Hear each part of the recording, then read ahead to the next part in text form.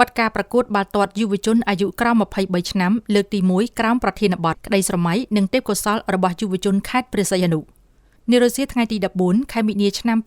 2026ពិធីបទការប្រកួតបាល់ទាត់យុវជនអាយុក្រោម23ឆ្នាំអ៊ុយ23លើកទី1ប្រចាំឆ្នាំ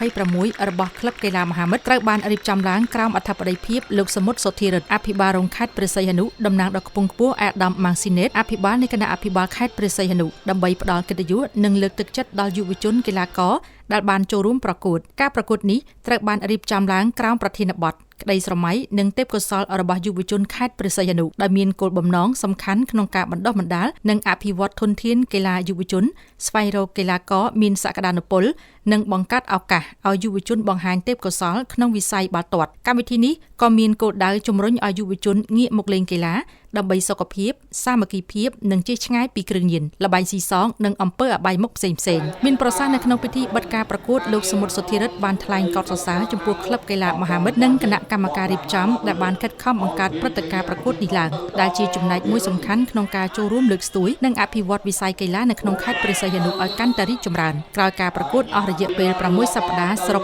13ប្រកួតកម្មវិធីបានរកឃើញក្រុមដែលទទួលបានជ័យលាភីដូចខាងក្រោមចំណាត់ថ្នាក់លេខ4ក្រុមបាល់ទាត់ Foxyទទួលបានថវិកាលើកទឹកចិត្ត50,000រៀលចំណាត់ថ្នាក់លេខ3ក្រុមបាល់ទាត់ស៊ីងទទួលបានមេដាយសំរឹទ្ធនិងថវិកាលើកទឹកចិត្ត1លានរៀលចំណាត់ថ្នាក់លេខ2ក្រុមបាល់ទាត់មហាមិត្តទទួលបានមេដាយប្រាក់និងថវិកាលើកទឹកចិត្ត2លានរៀលចំណាត់ថ្នាក់លេខ1ជើងឯកក្រុមបាល់ទាត់ព្យុះទទួលបានមេដាយមាសនិងថវិកាលើកទឹកចិត្ត3លានរៀលក្រៅពីជ័យលាភីក្រុមកម្មវិធីក៏បានផ្ដល់ពានរង្វាន់ឯកតៈជនដល់កីឡាករឆ្នាំផងដែរមានដូចជាកីឡាករទាត់បញ្ចូលទីច្រើនជាងគេម៉ាត់ដាវីតមកពីក្រុមស៊ីងអ្នកចាំទីល្អជាងគេសុនវិសាលមកពីក្រុមព្យុះកីឡាករលេងល្អជាងគេសម្រាប់ពាក្យផ្ដាច់ព្រាត់អ៊ូនបញ្ញាមកពីក្រុមមហាមិត្តក្រុមគោរពវិន័យល្អជាងគេ Field Play ក្រុមបាល់ទាត់មហាមិត្តគូបញ្ជាក់ថាការប្រកួតបាល់ទាត់ប្រភេទ U23